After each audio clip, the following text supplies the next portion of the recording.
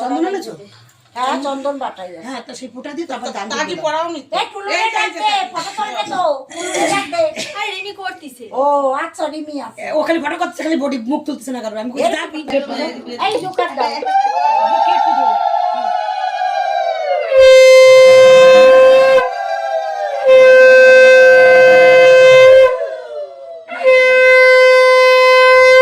এটা আপাতত কোনো রকমের পড়া হ্যাঁ হ্যাঁ তারপরে তুই ঠিক কর এই সবাই জোগাড় দিও পলা শাখা দুটো একসঙ্গে দিয়ে পড়াও, নাহলে কি একটাই পড়াবে?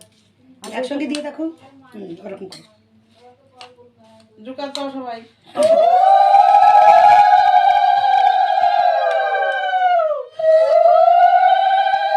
হাতটা নরম করে রাখবি, হাত নরম করে রাখ, শক্ত করে দিবি না। নরম করে রাখ। এই যে কি মলম আছে না তুমি যে ঢুকা ঢুকা এই মলম নেই উনি দেখেই দিয়েছে তোর হাত তো নরম হবে না। পড়ার পরে প্রণাম করবি তুই শাখার হাতে দুই হাতে। তুই যা বললাম তাই মনে হবে, দেখ একটু পরে